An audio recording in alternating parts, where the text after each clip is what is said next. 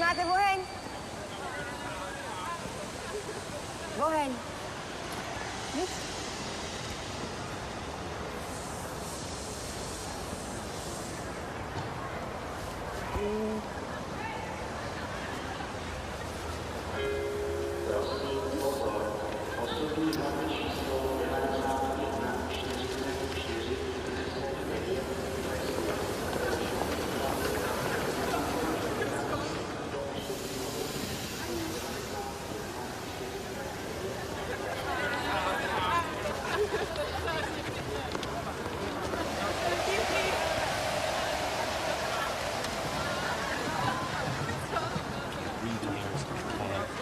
Now I got these college kids like a discotheque. Listen. I'm sorry.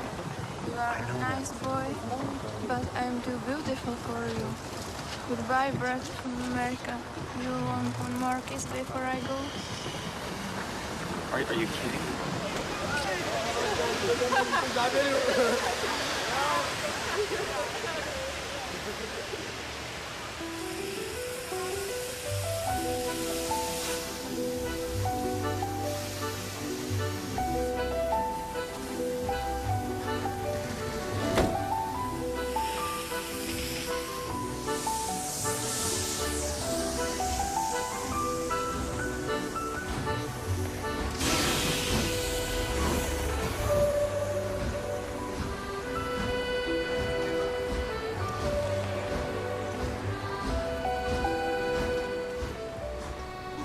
I'm here tonight to tell you about a father who loved his son and a son who loved his dad. The way this story is going to unfold for you is a little bit different because I want to bring it to now. You see, a dad would go home and he would go by the school, and every now and then he would pick up his son and say, "Son, why don't you go to work with me?" The boy loved that. And when his dad would just come and pick him up, he was the happiest boy ever. He knew that he would get to spend the afternoon with his father at work, and he would get his coat, and they would walk, and he would bring hot chocolate for his son, for it's really cold, and they would go through. But this boy was different. This boy would see things. This boy wasn't normal. And when they were walking one afternoon going to where dad worked, this boy would notice things that other people wouldn't notice. He see things other people wouldn't see. He sees a man in a bathrobe in the middle of the street who's yelling at a second-story window. He sees a woman who's very angry at him and doesn't really want to hear what he says. This boy, as the rest of the world hustles by, he slows down. He sees the hurt and the pain. He sees the anguish and the sorrow. He sees the window close and a desperate man trying to get away. What he did doesn't matter. That he hurting is all that matters. And this boy would see these things. His father rushes and gets him by the hand and says, "Let's go. We'll be late." He would stop and look one more time. Can I stop his pain? Can I stop her hurt? But the boy loved his father. They would go and they would catch the trolley. I think that's what you call it here. We call it a tram. Yeah, I don't know the words, but he would get on there with his dad, and the boy would just notice people. He would look, and that day, one particular, he noticed something as he got on the train. To explain something, as you can hear, there's a train coming, and I got to get through this before the train gets here. He saw a man, he saw a woman. He saw that the man seemed very happy, and the woman seemed very sad, and he couldn't understand why they could be together and one be happy and the other be sad. He couldn't understand that, but the little boy knew that there was something wrong. He had this feeling, this instinct that was amazing, how he cared for other people, but he loved none other than his father. He knew his daddy loved him, and as he watched the world and their hurt and their pain, he knew that he would always have a father. But even notice this, I need you to understand as you hear this story and get involved in the life of this man and his son, I need you to notice that there's no mom. As they walked through the woods, the boy would say to his father, Dad, what will I do when I grow up? What will I get to do? Will I get a cool job like yours? How will I work? He says, I don't know, but I want to change the world. I want to do something great. I want to do something wonderful. I want to help people. I want to do something that could change the lives of anyone. I just want to be that great. I just want to do something good. And as he walked with his dad would say, son, you will be great. You will be awesome. You will change the world. Your life is going to be incredible. But there was a train coming. There's always a train coming. The train is called life. We're all on the train of life, just riding. Whether we realize the truth or not, whether we realize what's happening or not, we're all on that same train tonight. Only God has saw it fit for us to be in the same room, in the same car, for such a time as this. When they get to the edge of the train track, he could see where his father worked. You see the bridge? That's what his dad did. You see, the bridge was very, very important. Boats needed to come to the harbor to get off their goods so they could make money. But trains were coming with people going from one town to the next. Not many cars in Europe, so they couldn't use a lot of that. So many people, not enough roads, so everybody used that train to get from the town to town to get to work and to get home. And one day the train was coming by. What you have to understand is that boy loved going to work with his dad. He would stay right by the river's edge and he would do what he loved to do the most. Let me explain that. He loved to fish. Anybody like to fish here? Oh, all the guys go, The dad looks at his boy and he says, son, now remember the rules. You got to stay right here because I can see you from the window right here. Don't get out of the sight of this window because you got to stay there so I know you're safe. Catch you something good to eat. But as you can hear, the train's coming.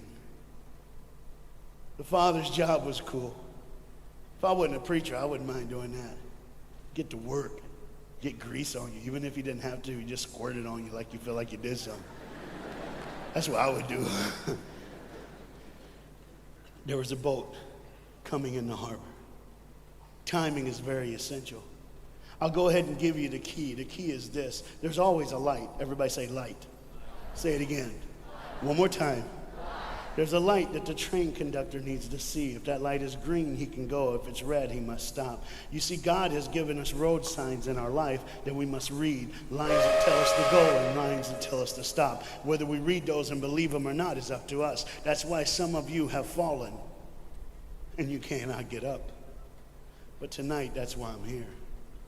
The boat needed to come through, so he called, and the man said, okay, I got time. It's a long time before the train should come. So he pulls the lever, as you just saw, and the big, huge stone steel bridge, the gears started turning. They started cranking the steam. All of a sudden, gears are moving, and that big, huge bridge is just starting to go up. As it rises higher and higher, he has to watch and make sure everything's set, everything's good, everything's fine. As he looks out the window, he could see everything, but the dad, being a good dad, keeps one eye on his work, but the other eye on his baby. One eye on the world, but the other eye on his children. You think God doesn't know where you are?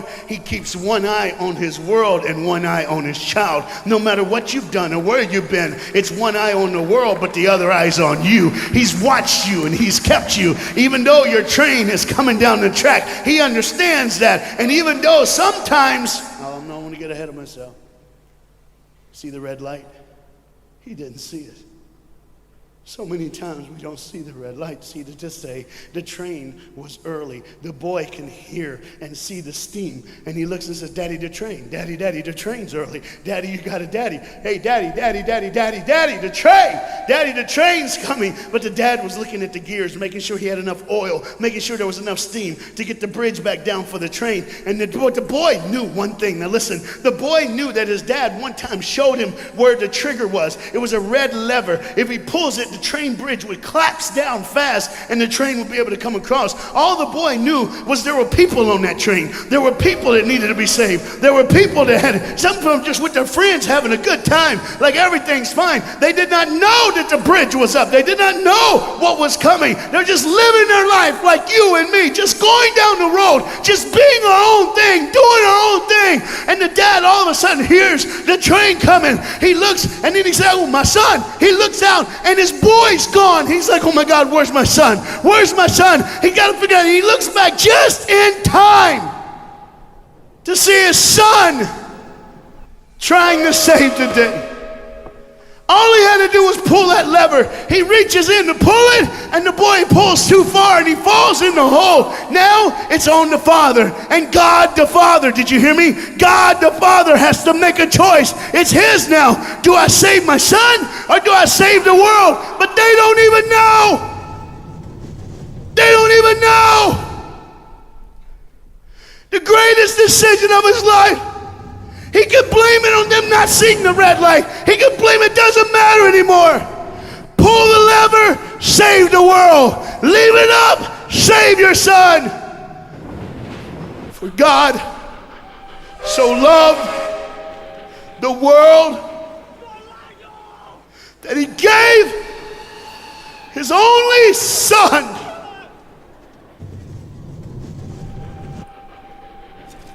Whosoever believes in him will not perish. 3, 2, 1. That's it. And they didn't even know. They never would know. They didn't even know. The train goes by. It's fine. Everything's cool. The bridge is down. Just like always. It's always going to be down. Are you hearing me tonight? He gave his only son. For God so loved the world that he gave. And you know what's amazing? I wonder what God did right when his son died on that cross. When he breathed his last breath. When he took that breath and he breathed and it was over. Here's what the Father would have looked like. They didn't even know, just trying to think of their life. Just trying to figure out what they're going to do next. Just thinking about the person they're going to see, the people they're going to hang out with. Just trying to be, just loving, caring. Doesn't matter if you're blind. Doesn't matter if you're putting on a little more makeup, trying to look pretty for somebody, or just wearing another mask. It doesn't matter. God gave his son for you. What will I do when I grow up? Where will I go when I grow up? What can I change?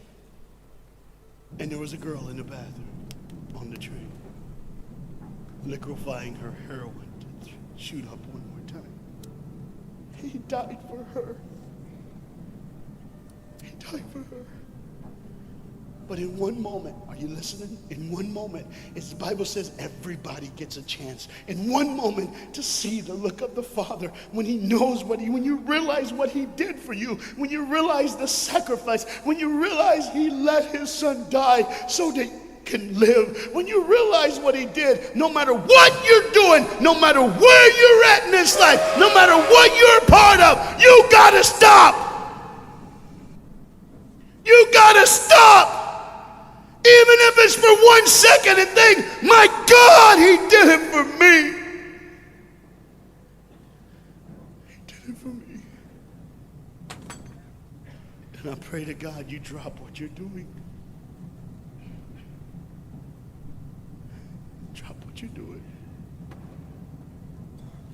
With all the pain and the hurt and the sorrow in the world, he did it for you.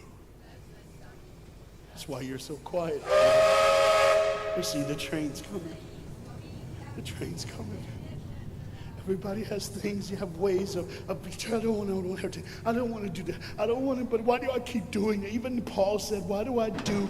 My flesh tells me, and I do what I know is wrong, and I don't do what I know is right. You got to understand tonight, the fight is on, and we can win. We become more than conquerors through Jesus Christ. And I'm not preaching just for me. I'm preaching on behalf of you. But what you got to understand is there had to be a moment in those 3 days when Jesus died on a Friday and rose again on a Sunday. There had to be this moment. Go ahead, look at the screen. When it was just God and his baby and his son.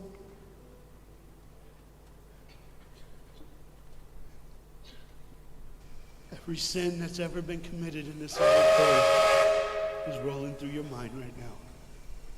I'm here to tell you that as the sun sets in the afternoon, the sun will rise again. And when the sun rises again, you cannot change your past, but you can change your future. You see, it's always a different day.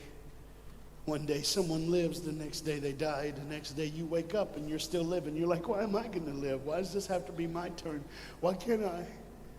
You can just preach. I could have stopped, but I need you to see the whole picture here. You see, because when God the Father gave his only son, when Jesus Christ breathed his last breath and he died, he did it in a way that you can never ever say, you don't know me, you don't understand me, God don't understand my pain, God don't understand my sorrow. You see, that's the very train that boy was on. That's the very train that he was on. And as this dad remembers, look real close. You see the pictures of the people? Bam, there they are. But there's somebody added in the picture, isn't it? Bam, there they are. Do you see who's added in it? In every face of every person, Jesus is in their life. Why? Because when you're the greatest sacrifice, you always end up in everyone's life, no matter where they are, who they are. He did it so that you can say he was there all the time, waiting patiently in line. Jesus Christ was there all the time. And the train keeps going. The train keeps coming. Train keeps moving. People keep living and people keep dying. And God the Father just watches it all. One eye on the world, the other eye on you. Some of you are starting to figure it out. You're like, what is he looking for?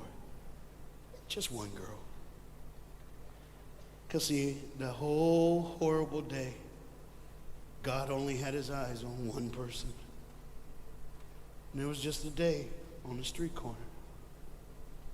When he walked by, he saw a girl with a babe. And she saw him. Do you get it? Old things are passed away. Behold, all things become new. He did it so that we can live. No matter what the sin, no matter what the pain, no matter what the sorrow, the sacrifice was perfect. It was perfect. And it was for you. And God the Father watches it all unfold. And all he can say